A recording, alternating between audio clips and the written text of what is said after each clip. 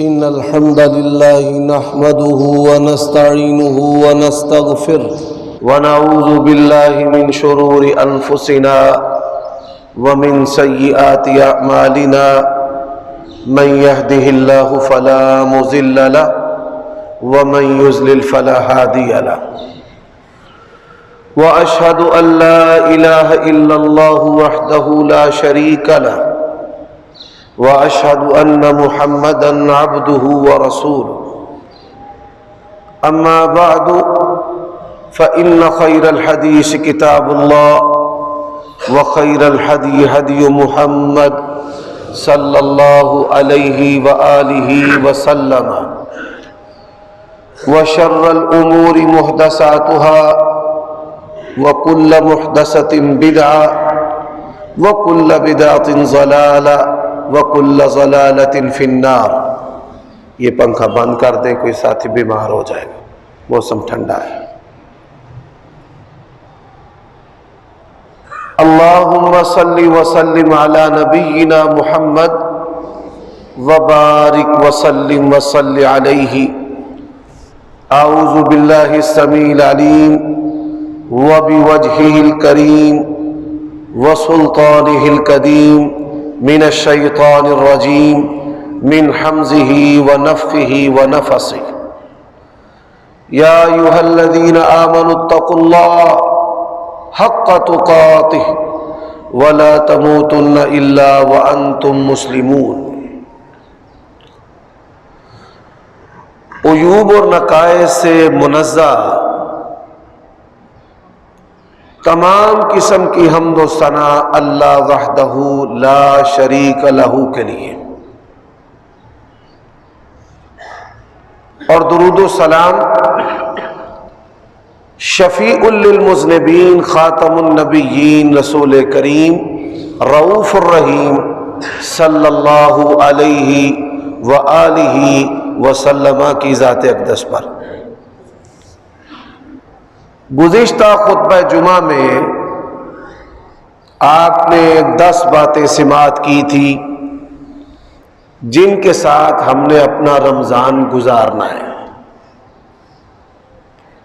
انسان کی عبادات اس کی عادات کو بدلتی ہیں، اگر عادات نہ بدلے تو عبادات کا کوئی فائدہ نہیں ہے، اور ایسے ہی اچھی عادات کا ہونا یہ انسان کے اندر عبادات کی قدر پیدا کرتا ہے۔ 5 عادات اور 5 عبادات کے ساتھ ہم نے رمضان گزارنا ہے۔ گزشتہ خطبہ جمعہ کا خلاصہ اللہ تعالیٰ کی توفیق سے عرض کر کے پھر آگے اپنی بات کو چلاتا ہوں۔ سب سے پہلی عادت انسان میں غصہ کنٹرول اور ضبط میں ہونا چاہیے۔ اس عمل کے بدلے نبی علیہ الصلوۃ والسلام نے جنت کی بشارت دی ہے۔ زبان اس کے ضبط اور کنٹرول میں ہونی چاہیے۔ نبی علیہ السلام نے اس عمل کے بدلے بھی جنت کی ضمانت دی ہے۔ شرمگاہ کی حفاظت کرے، اس میں اس کی عزت اور شرف ہے، نبی علیہ السلام نے اس کے بدلے بھی جنت کی ضمانت دی ہے۔ اپنے والدین کی خدمت اور اطاعت کرے، والدین کی خدمت اور اطاعت جو ہے دنیا میں انسان کو بڑے مصائب سے نکالنے والا عمل ہے۔ باوجود کہ وہ سخت ہو، والدین بدخلق ہو، بے دین بھی ہو، حتیٰ کہ کافر بھی ہو، تو اللہ تعالیٰ اور اس کے رسول نے ہمیں ان کے ساتھ حسن سلوک اور احسان کا حکم دیا ہے۔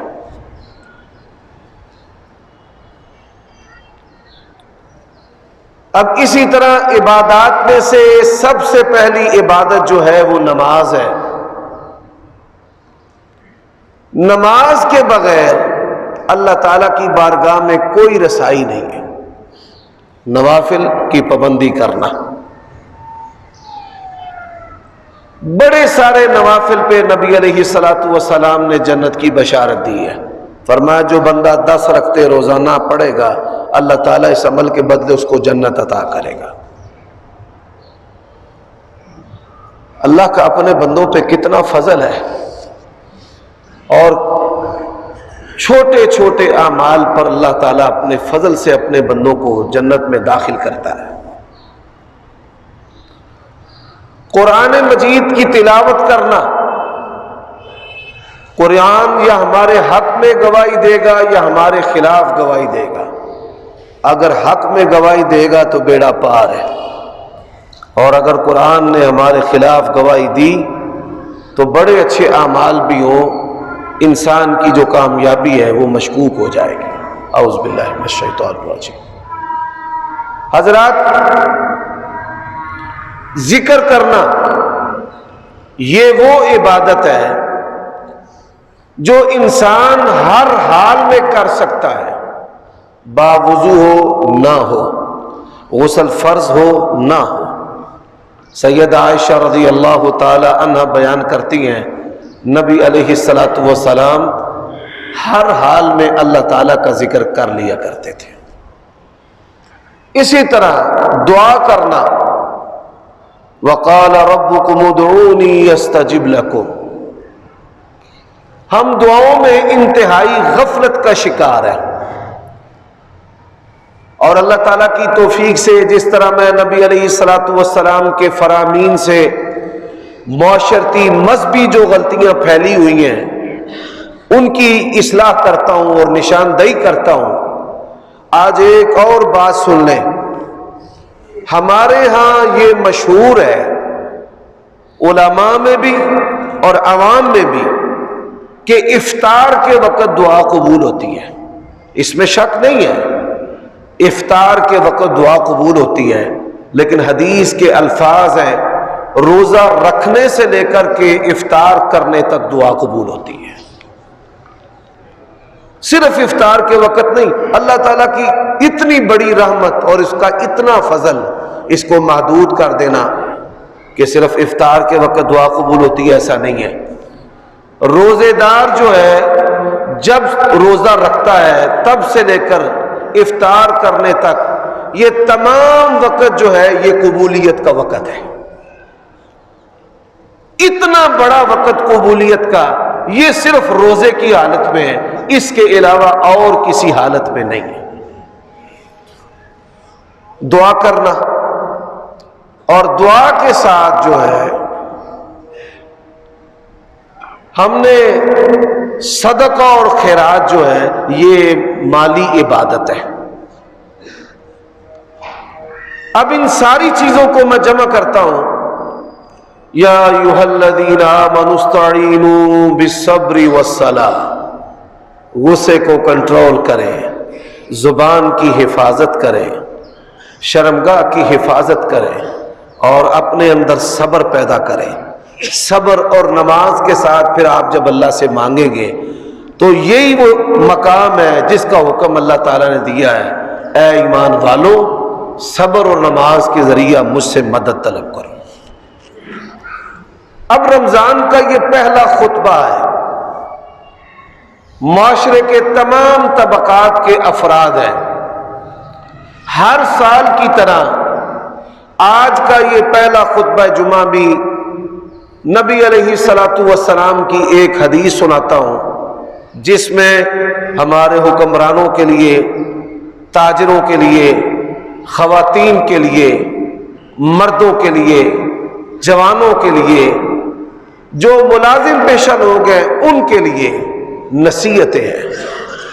ہمارا یہ ایمان ہے کہ یہ دین 1400 سال پہلے نازل ہونے کے باوجود موجودہ حالات کے ساتھ اس طرح مطابقت اور موافقت رکھتا ہے جیسے کہ نبی علیہ الصلوۃ والسلام پر ابھی وحی نازل ہو، جیسے یہ احکام ابھی آسمان سے اترے ہیں۔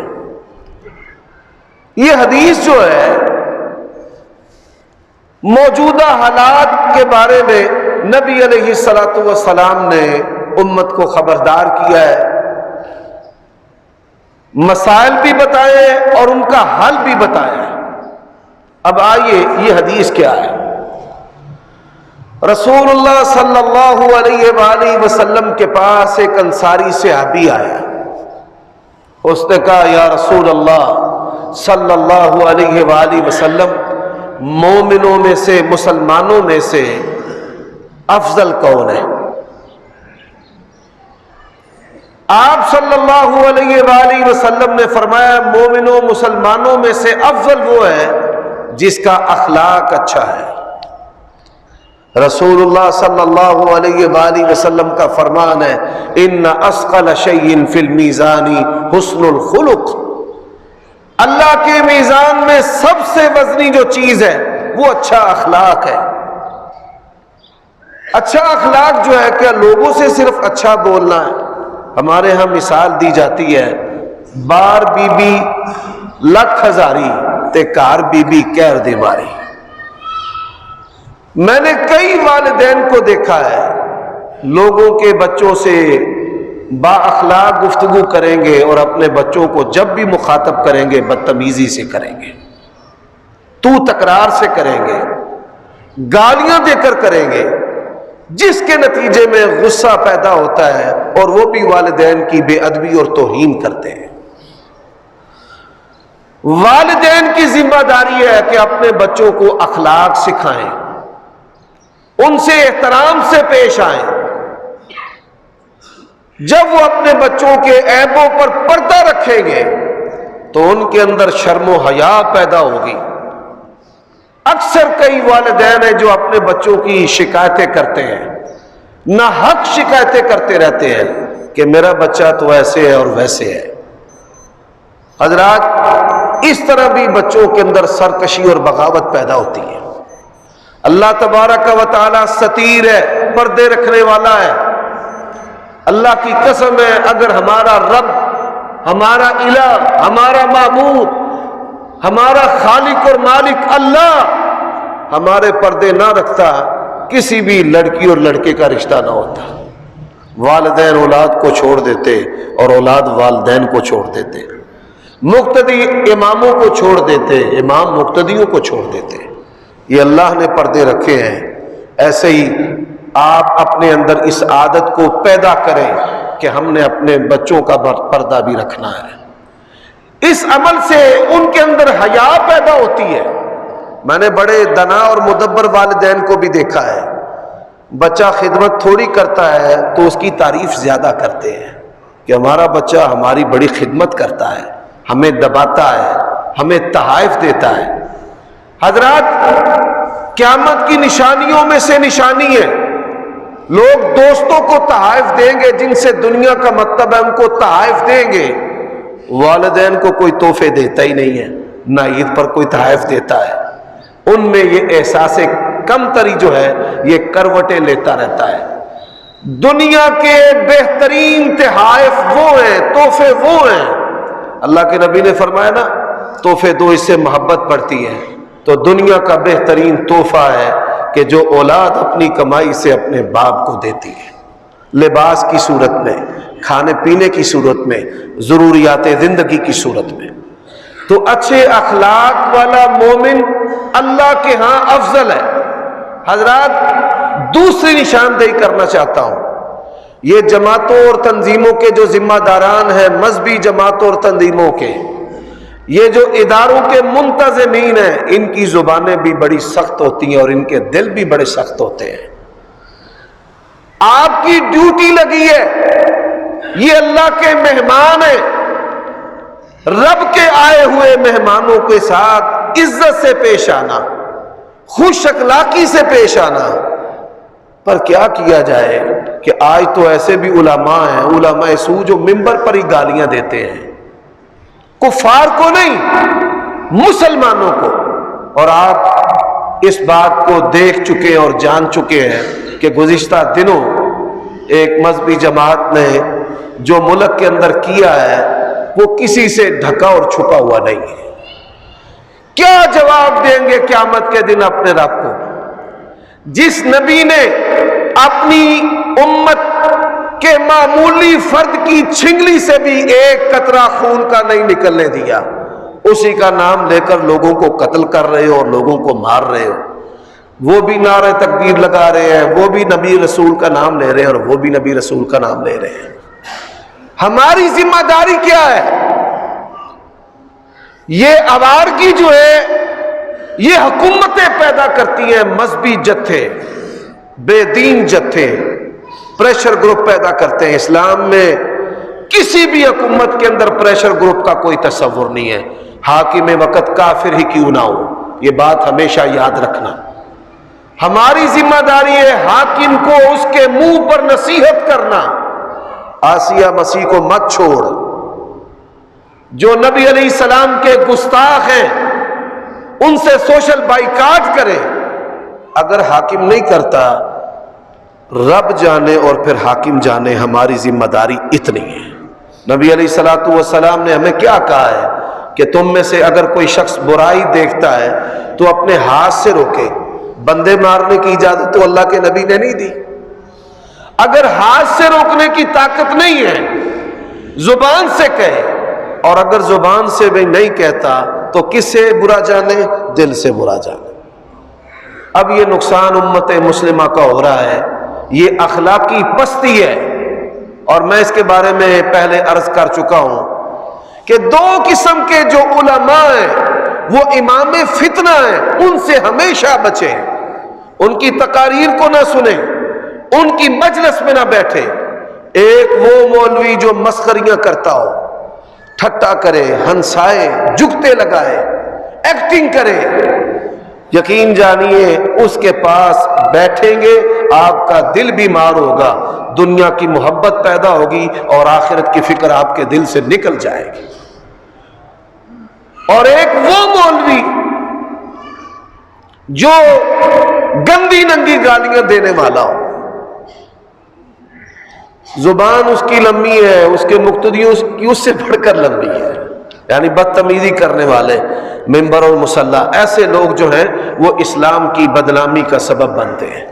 تو اس حدیث کا پہلا پہلو میں نے معاشرتی طور پر بھی بیان کیا ہے اور اس کا سیاسی تناظر بھی آپ کے سامنے عرض کیا ہے. بہترین لوگ وہ ہیں کہ جن کا اخلاق اچھا ہے. بعض لوگ ہمارے اہل حدیث احباب اور اخوان کے بارے میں کہتے ہیں کہ آپ لوگوں کی دعوت اور مسلک بہترین ہے، لیکن آپ لوگوں کی زبانیں اور رویے سخت ترین ہیں. اللہ کے لیے اس کو بدلو. یہ جو سختی ہے دلوں اور زبانوں کی، یہ عبادات سے جانی ہے، ویسے نہیں جانی. میں آپ کو ایک بات سناتا ہوں، آپ حیران ہوں گے. ہمارے شہر میں بریلوی مکتبہ فکر کے ایک بہت بڑے عالم دین ہیں مفتی خالد حسن مجددی. بزرگ آدمی ہیں، 75-80 سال کے قریب ان کی عمر ہوگی. ختم نبوت کے فورم پر ہم اکٹھے ہوئے تو مجھ سے ذکر کرنے لگے کہ میں کن کن اہل حدیث علماء کے ساتھ کام کر چکا ہوں. مولانا محمد اسماعیل سلفی رحمۃ اللہ علیہ کا ذکر کیا، علامہ احسان اللہ ظہیر رحمۃ اللہ علیہ کا ذکر کیا اور ان کی خوبیاں بھی بیان کی. سب سے میٹھی جو بات ہے انہوں نے حافظ عبد المنان نور پوری رحمۃ اللہ علیہ کا ذکر کیا. اور کیا پیاری بات کہی کہ وہابی جو لوگ ہیں یہ نفل نہیں پڑھتے تھے، یہ تے فرض پڑھ کے رب دے ہوتے سان چار چھڑ دے سن. نور پوری رحمہ اللہ نے اس قوم کو نفلوں پر لگایا ہے اور اللہ تعالیٰ استاد جی کی قبر کو منور فرمائے. واقعتاً وہ اپنی مثال آپ تھے. اور آج اہل حدیث مساجد کے اندر اللہ کی توفیق سے کثرت کے ساتھ لوگ جو ہیں وہ نوافل پڑھنے والے ہیں. میری ماؤں بہنوں کی خدمت میں بھی گزارش ہے، کثرت نوافل.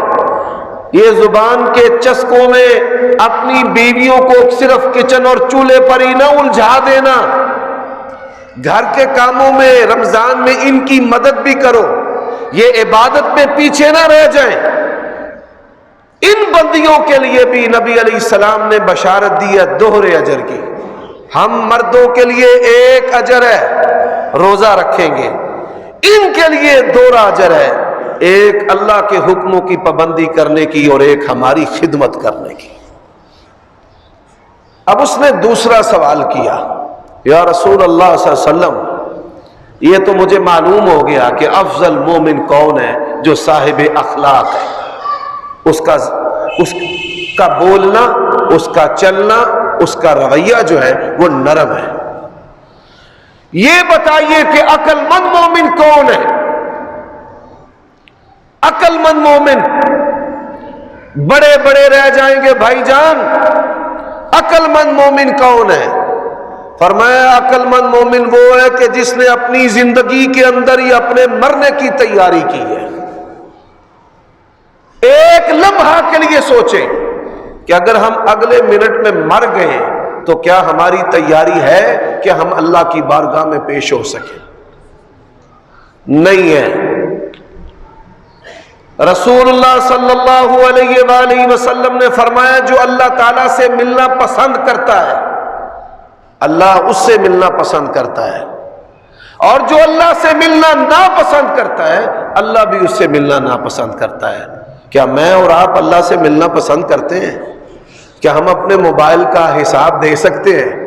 کیا ہم اپنے سوشل میڈیا کی جو ایکٹیویٹیز ہیں کیا اس کا ہم اللہ تعالیٰ کو جواب دے سکتے ہیں؟ کیا ہم اپنی خلوت کا اللہ کو حساب دے سکتے ہیں؟ اللہ کے لیے اس بات پر غور کیجئے اور اپنی زندگی کے اندر اپنے مرنے کی تیاری پہلی اس بندے کے اندر خوبی ہوتی ہے کہ وہ دنیا سے جاتا ہے، کسی کا مالی حق اس پر نہیں رہتا۔ نبی علیہ السلام نے صحابہ کرام سے پوچھا مسکین کون ہے؟ صحابہ نے کہا یا رسول اللہ جو خیرات لینے والا ہو، زکوٰۃ لینے والا ہو، جس کی آمدن کم ہو، ضروریات زیادہ ہو۔ فرمایا لیس المسکین الذی تردہ اللقمۃ واللقمتان، مسکین وہ نہیں ہے کہ ایک دو لقمے اس کو لٹا دے اور لوگوں سے خیرات وصول کرے، بلکہ حقیقی مسکین وہ ہے قیامت کا دن ہوگا، نیکیاں ہی نیکیاں ہوں گی، بڑی نیکیاں ہوں گی، پھر ہوگا کیا؟ فرمایا لوگ آ جائیں گے، ایک کہے گا یا اللہ اس نے میرا مالی حق دینا ہے، اللہ مال کے بدلے میں اس کی نیکیاں دے دیں گے۔ دوسرا آئے گا یا اللہ مجھے اس نے گالی دی ہے، لوگ گالیاں دیتے ہیں نا، صبر کرو، نبیوں کا شیوا ہے، گالی دی ہے، یہ کوئی چھوٹی بات نہیں ہے، یقین جانیے قیامت کے دن ہوگا کیا گالی دینے والے، یا اللہ اس نے گالی دی ہے، اس کی نیکیاں جو ہے وہ دوسرے کو، جس کو گالی پڑی ہے نا، جس کو گالی دی ہے، اللہ تعالیٰ اس کو دے دے گا۔ ہوگا کیا؟ رسول اللہ صلی اللہ علیہ وسلم نے فرمایا ساری نیکیاں اس کی ختم ہو جائیں گی، لینے والے، شکایتیں لگانے والے وہ ابھی ہیں، لوگ اس کے بارے میں باتیں کر رہے ہیں کہ یا اللہ اس نے غیبتیں کی تھی، چغلیاں کی تھیں، رشتے چھڑوا دیے تھے، ایسے لوگ بھی ہوتے ہیں۔ تو رسول اللہ صلی اللہ علیہ وسلم نے فرمایا پھر اللہ تعالیٰ ان کے گناہ اٹھا اٹھا کر اس پر ڈالے گا اور اس کو پھر جہنم رسید کر دے گا۔ میرے بھائیو دوستو، یہ بات یاد رکھو، جس کو خوف ہے نا اپنی آخرت کا اور جس کی تیاری ہے مرنے کی، بھائی میری مرنے کی تیاری ہے، وہ مالی جو معاملہ ہے وہ صاف رکھتا ہے۔ واللہ العظیم میں رب کے گھر میں نبی کے منبر پر کھڑا ہوں، میں نے ایک جنازہ پڑھایا، وہ رسا کہتے ہیں حافظ صاحب اعلان کر دیں کہ جس نے لین دین کرنا ہے ہم ذمہ دار ہیں۔ اب کچھ لوگ میرے پاس آ گئے، حافظ صاحب آپ نے فلاں کا جنازہ پڑھایا ہے؟ میں نے کہا جی ہاں میں نے پڑھایا ہے۔ کس نے آپ کو کہا تھا پڑھانے کو؟ میں نے کہا ان کے بیٹوں نے۔ تو کہنے لگے اب ہم حق لینے والے ہیں، قرضہ لینا ہے ہم نے لاکھوں میں، تو بیٹوں کے پاس جاتے ہیں، وہ تقسیم کر چکے ہیں، بٹوارا ہو چکا ہے، اب کہتے ہیں قرضہ دو باپ کا، کہتے ہیں وہ قبرستان میں قبر ہے ہمارے باپ کی، جا کر لے لے جو لینا ہے۔ کیا مذاق کرتے ہو؟ یہ 15ویں صدی ہے، اللہ کے نبی علیہ السلام جنازہ پڑھانے لگے تھے، پتہ چلا یہ مقروض ہے، فرمایا میں نے اس کا جنازہ نہیں پڑھانا، تم اس کا جنازہ پڑھو۔ ایک صحابی حکیم رضی اللہ تعالیٰ عنہ آگے بڑھے، یا رسول اللہ صلی اللہ علیہ وسلم آپ اس کا جنازہ پڑھائیں، میں قرض ادا کروں گا۔ اجنبی آدمی تھا۔ چند دنوں بعد نبی علیہ السلام بازار میں ملے، فرمایا حکیم تو نے قرضے کی ذمہ داری لی تھی میت کی، ادا کر دی ہے؟ کہنے لگے یا رسول اللہ آج ہی اس کی آخری قسط ادا کی ہے۔ فرمایا سن، وہ میت جنت اور جہنم کے درمیان معلق تھی، تیرے قرض ادا کرنے کی وجہ سے اللہ نے آج ہی اسے جنت میں داخل کر دیا ہے۔ ہم کیا حیثیت رکھتے ہیں؟ اللہ کے لیے سوچیں، غور کریں۔ آج دین کے دروازے پر کچرا اور روڑی اکٹھا ہو چکا ہے، داڑیاں بھی ہیں، پگڑیاں بھی ہیں، قرآن بھی ہے، لیکن وہ کردار نہیں ہے کہ جس کردار کو کافر دیکھ کر مسلمان ہو۔ غور کیجئے گا اس بات پر، چند مسلمان آئے تھے، آج ہم کروڑوں کی تعداد میں ادھر ہیں۔ چند مسلمان آئے تھے، ہم کروڑوں میں ہیں، اور آج کروڑوں میں ہونے کے باوجود جو ہمارے اندر رہنے والے تھوڑے کافر ہیں وہ مسلمان نہیں ہو رہے۔ سبب کیا ہے؟ کہ ان مسلمانوں کے پاس کردار تھا، آج ہمارے پاس کردار نہیں ہے۔ حضرات، جس کو آخرت کی فکر ہوتی ہے وہ مالی حقوق جو ہے وہ اپنے ذمہ نہیں رکھتا۔ یہ بات یاد رکھ لے، میری اور تیری قبر پر اولاد نے نہیں آنا۔ اللہ کے نبی نے فرمایا بندے کو جب دفنایا جاتا ہے مال بھی چلا جاتا ہے اور اولاد بھی چلی جاتی ہے، اور تیرے بدن کے اوپر 500,000 کا جو کھیس ہے نا سائیاں، وہ بھی لا لینا ہے، وہ بھی اتار لینا ہے، وہ بھی کہ یہ واپس جائے گا تیرے ساتھ۔ تیری قبر میں تیرا عمل کام ہونا ہے اور کوئی چیز کام نہیں ہونی۔ پروردگار کا اعلان ہے یوم لا ينفع مال ولا بنون الا من اتى الله بقلب سلیم۔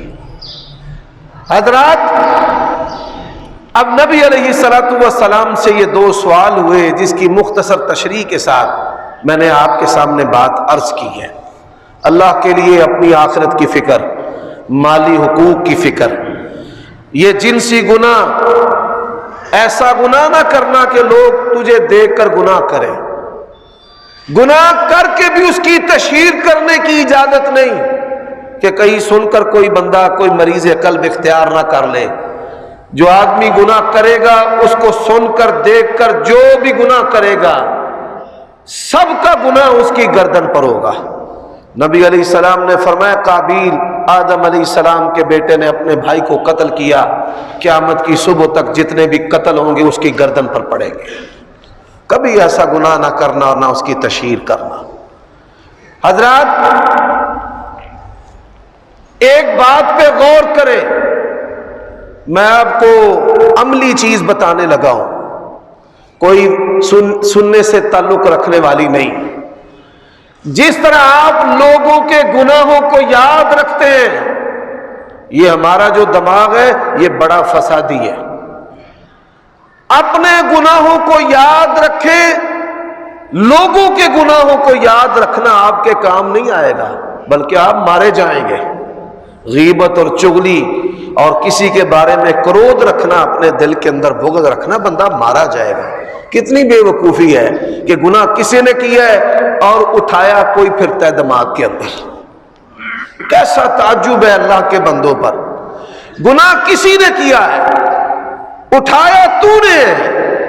جس طرح کسی کے گناہوں کو یاد کرتا ہے، اللہ کے نبی نے فرمایا وَابْكِ عَلَىٰ خَطِيَّتِكَ، ایسے ہی بس اپنے گناہوں کو یاد کر کے رو۔ تو اپنی آنکھ سے آنسو نکالے گا، یہ وہ بندہ ہے جس کو اپنی آخرت کی فکر ہے۔ بالکل الگ تھلگ ہو جا۔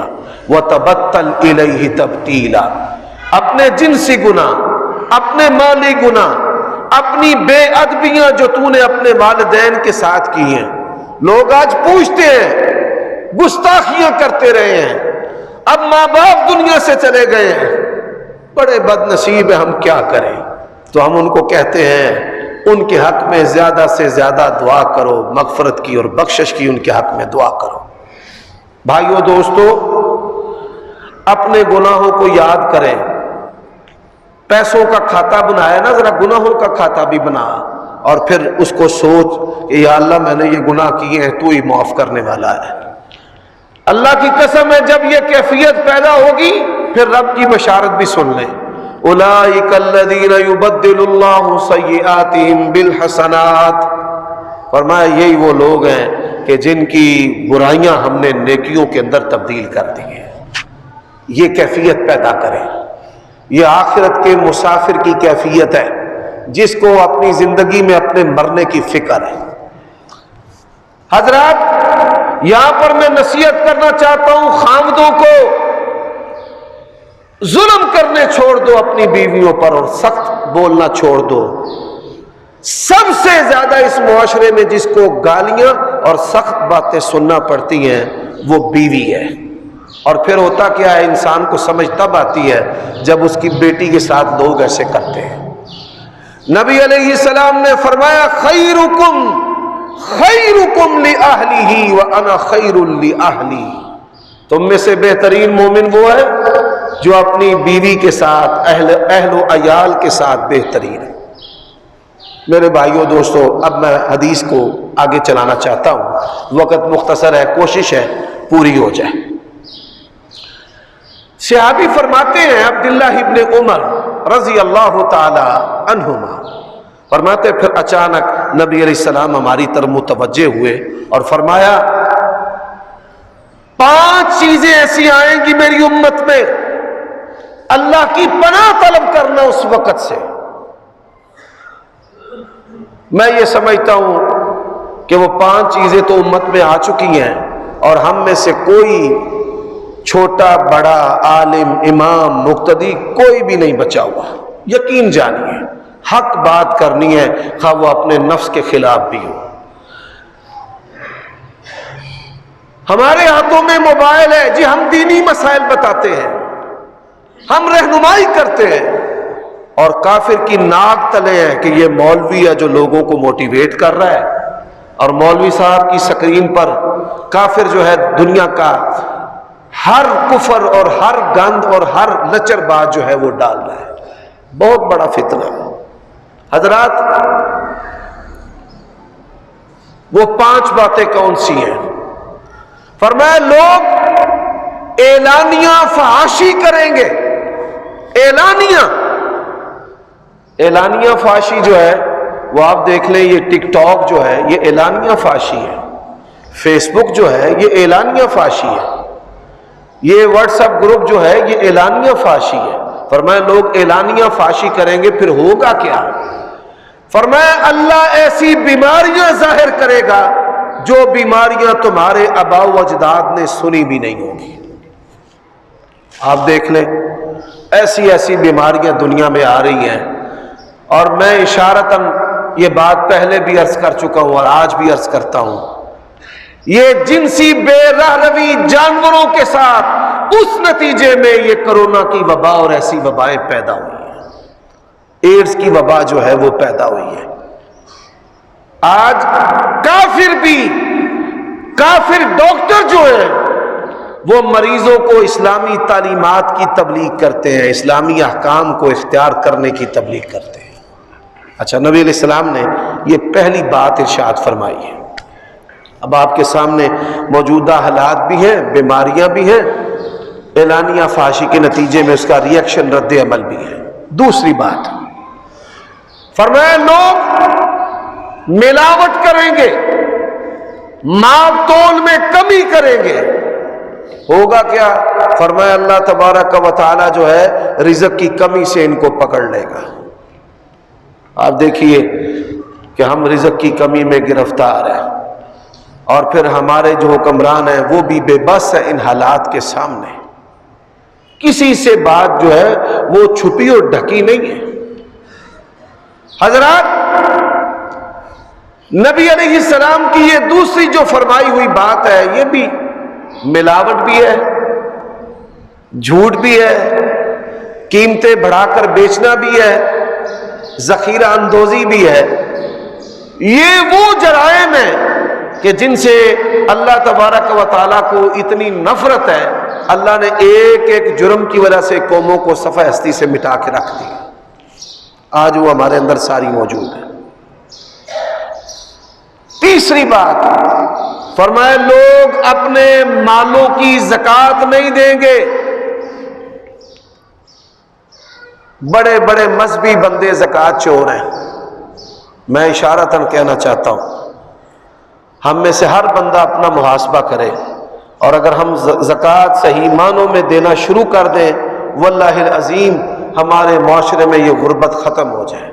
ہم زکوٰۃ نہیں دیتے، چور راستے کھولے ہوئے ہیں جی. میں مقروض ہوں جی، میں نے لوگوں کے پیسے دینے ہیں، پیسے بھی نہیں دیتا، قرضے بھی نہیں دیتا اور زکوٰۃ بھی نہیں دیتا.